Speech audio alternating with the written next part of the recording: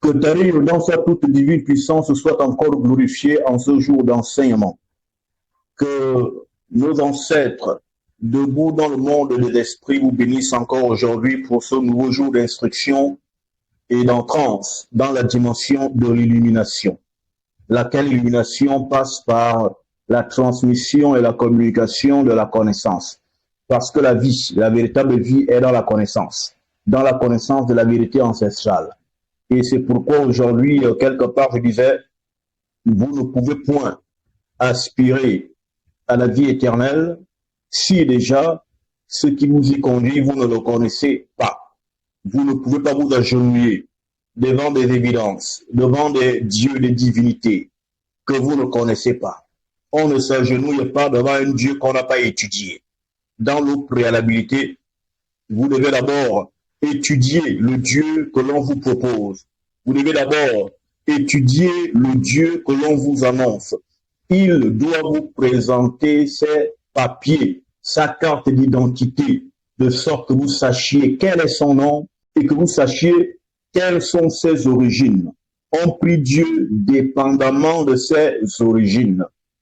C'est pourquoi même parmi les Noirs, vous trouverez certains Noirs qui appellent Dieu Nzambe, Nyambi, Nyambi, Zambe, Zamba.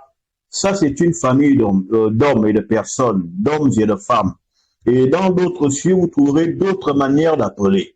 Et l'unicité ou la mêmeté du Dieu que vous priez se trouve dans les manières que vous l'appelez, parce que le Dieu que vous priez se trouve dans l'expérimental, l'expériencisation que vous avez eue de ce Dieu-là, à travers votre ancestralité et au travers de vos expériences, parce que Dieu se connaît par le fait expérientiel. C'est quoi un fait expérientiel?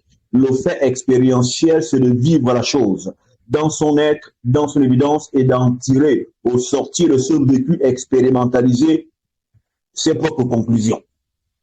C'est ici dire que l'expériencisation et l'expérimentation sont deux choses distinctes. L'expérimentation est extérieure. Vous expérimentez hors du corps, mais l'expériencisation veut dire que vous faites l'expérience en vivant les choses. Et au sortir de cette expériencisation, vous vous ferez une idée, vous grandirez au sortir de ce vécu que vous aurez vécu, vous connaîtrez des choses particulières, vous aurez un aperçu, une lumière, une projection particulière qui sera issue de votre expériencisation. Et c'est dans l'expériencisation qu'on arrive à la connaissance de Dieu. C'est pourquoi le mot connaissance, dans son étymologie, vient de yada.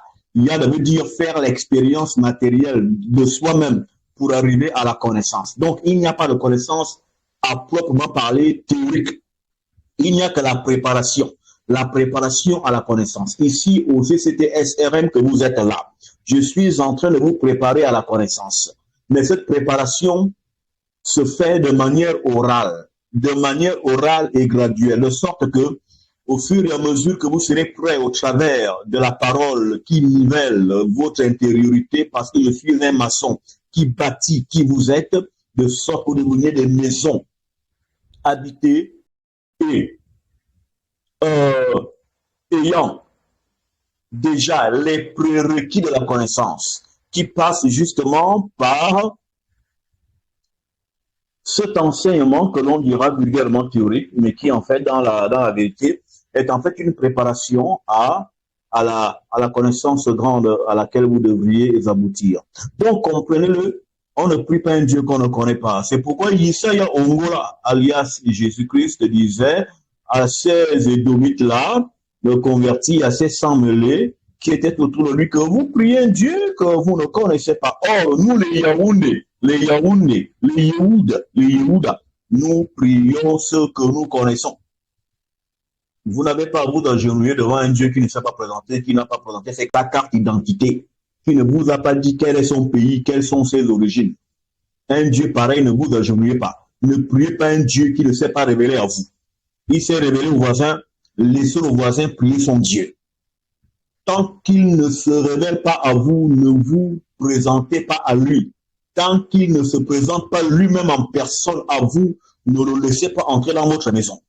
car vous ne savez pas, dans le fond, quelles sont ses réelles intentions vis-à-vis de vous.